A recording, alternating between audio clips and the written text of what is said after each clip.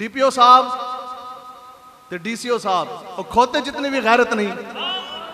حضور علیہ السلام کے پاس مختلف سواریاں تھی، تو ایک وہ خوش نصیب وہ گدھا بھی ہے، گدھا مبارک جن کا نام ہے جناب یافور، جس کے اوپر حضور علیہ السلام خود سوار ہوا کرتے تھے. تو پھر خود وہ آقا و مولا کو اس نے عرضی پیش کی، عرض کرنے لگا کہ یا رسول اللہ میں جس نسل میں سے ہوں نا 60واں نمبر میرا ہے، مجھ سے اوپر جو سے ہیں وہ 60 میرا باپ، پھر اس دا باپ، پھر اس دا پیو، وہ گزر چکے. تو جتنے بھی میرے جس نسل سے میں چلتا آ رہا میں 60ویں نمبر پہ، ہر ایک گدھے کی پشت کے اوپر نبی سوار ہوا. تو کہندے نے 60واں نمبر میرا آیا تو میں چلا گیا یہودیت کے قبضے چ. تو کہندے نے اس یہودی نے مجھے دانے بھی ڈالے، پٹھے بھی پائے ہوں گے، سارا کچھ تو کیا ہوگا.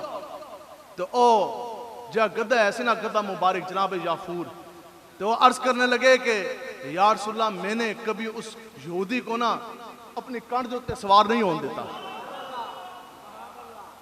اتنی غفلت نہ بڑھتی. کہندے نے جدو بھی پتہ نہیں کتنی واری ہویا ہونا، کہندے نے پھر وہ بڑا میں نو کٹتا سی. کہندے نے جدو بھی یا رسول اللہ میرے اتنے سوار ہون دی اس کوشش کی تھی نا، ہمیشہ میں اس کو پلٹ کے میں نے نیچے پھینکا. وجہ کیا؟ میں یہی کہتا تھا کہ میری پشت پر اگر سوار ہوں گے تو جناب امام الانبیاء سوار ہوں گے. بتاؤ جی، ڈی پی او صاحب تے ڈی سی او صاحب اور کھوتے جتنی بھی غیرت نہیں. 27 جولائی سانگلا ہل فیصل آباد روڈ کے اوپر مرزائیوں کا کفر خانہ موجود ہے. اس کے اوپر مینار بھی بنا ہے، اس کا محراب بھی بنا ہے. 27 تاریخ کو جب درخواست دی گئی، ڈی سی او نے مار کر دی ڈی پی او کو. 31 تاریخ کو ڈی پی او کی ٹیبل پہ پہنچی. دسو جی 31 تو لے کے آج قریب مہینہ ہونے کو ہے. تو میں کہا کھوتے جتنی بھی تیری غیرت کوئی نہیں. عقیدہ ختم نبوت کی بات ہے، آخر وہ کون سی چیزیں ہیں؟ میں نے اس دن بھی کہا بہاول نگر گئے ہوئے، وہاں بھی وہ D P O D C او کہتے ہیں جی کر رہے ہیں. ہم نے کہا جی وجہ کیا؟ ہم نے کہا کہ اگر تو کرسی آپ کی رکاوٹ ہے نا، اگر آپ یہ سمجھتے ہیں کہ ڈی پی او یہ سمجھتا ہے کہ ڈی پی او کی کرسی میرے لیے رکاوٹ ہے، میں یہ مینار میں راب نہیں گرا سکتا. ہم نے کہا تو ابھی تم ادھر آ جاؤ، ایجنسیوں والے بیٹھے، ہمیں چھوڑے، شاہ جی کو چھوڑیں. ہم نے تو یہ عہدے چاہیے بھی نہیں نا، ہم تو تھوکتے بھی نہیں دنیاوی منصب پر. یہ جتنا مجمع بیٹھا ہے اس کے اندر کوئی ایک بزرگ، کوئی ایک بچہ اپنی مرضی سے اٹھاؤ اور جا کے ضلع کی ڈی پی او کی کرسی پہ بٹھا دو. اگر ایک گھنٹے کے اندر اس کفر خانے کے مینار منہ کے کل گرے نا تو پھر کسی کال کرے. لبائک لبائک لبائک یا رسول اللہ، لبائک لبائک لبائک یا رسول اللہ، لبائک لبائک لبائک یا رسول اللہ، لبائک لبائک لبائک یا رسول اللہ، لبائک لبائک لبائک یا رسول اللہ، لبائک. تاجدار ختم نبوت، من سب نبیًا، گستاخ نبی کی ایک سزا. اس لیے انشاءاللہ وعدہ کرتے ہیں مرزائیوں کے مینار گرانے انشاءاللہ.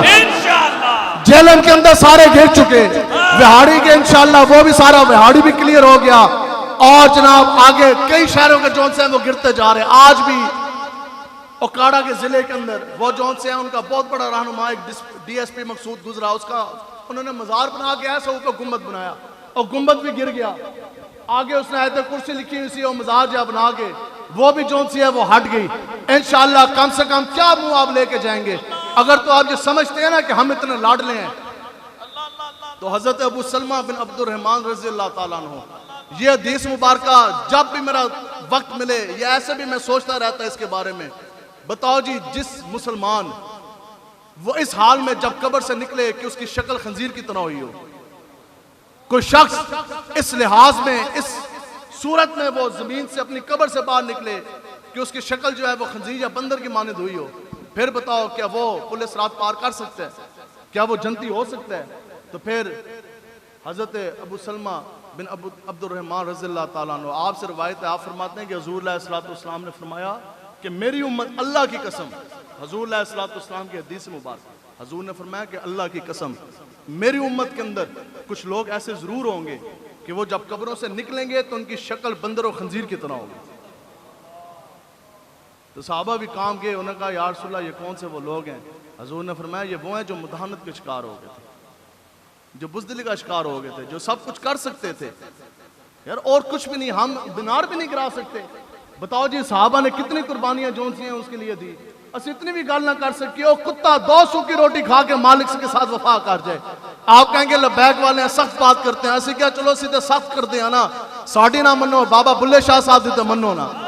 ابھی ان کا عرص گزرا، آپ فرماتے ہیں کہ راتی جاگے کریں عبادت، تے راتی جاگن کتے تینتی اٹھتے، تے کتے کس طرح بندے تو اٹھتے ہو جان گے؟ انہوں نے کہا کتے نو مالک تو کر کے 200 کی روٹی اس طرح پھینکتا ہے، کتا 200 کی روٹی کھا جانے کے بعد مالک کے ساتھ وفا کرتا ہے۔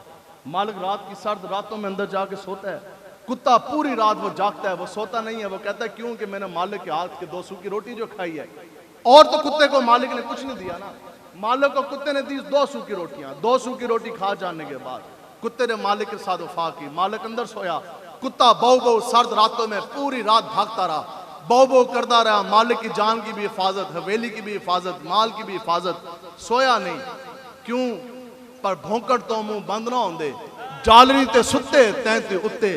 بلے شاہ صاحب فرماندے نے تو ویکھیا نہیں، او کتا 200 کی روٹی کھا کے بہو بہو کر کے مالک دی جان مال دی حفاظت کرے، پوری رات وہ سوئے نہیں، آرام نہ کرے۔ پھر بتاؤ جی کتے کو مالک نے کچھ بھی نہیں دیا، ہمارے مالک مختار نے تو ہمیں ایمان دیا، اسلام دیا، قرآن دیا، یہ شکلیں دی، یہ عزتیں دی، یہ صورتیں دی۔ کل قبر میں روشنی ہونی تو وہ بھی حضور کی وجہ سے، کل پورے صراط پار ہونا تو وہ بھی رسول اللہ کی وجہ سے، کل اگر پشتوں سے پکڑ پکڑ کے دوزخ کے گڑھے سے نکال کر جنت میں داخل کرایا جائے گا تو وہ بھی حضور کی وجہ سے، کل حوض کوثر اگر ملنا تو وہ بھی رسول اللہ کی وجہ سے، جس کو جو ملا وہ حضور کی وجہ سے ملا۔ اب بتاؤ جی اتنا کچھ پا جانے کے بعد تیسی حضور دی گل بھی نہ کر سکی، اور کتا دلیری نال بہو بہو کر کے بھونکے مالک دی راکھی آستے، تسی نہ مصر رسالت حرمت مصطفیٰ کی حفاظت کے لیے نہ بول سکیں۔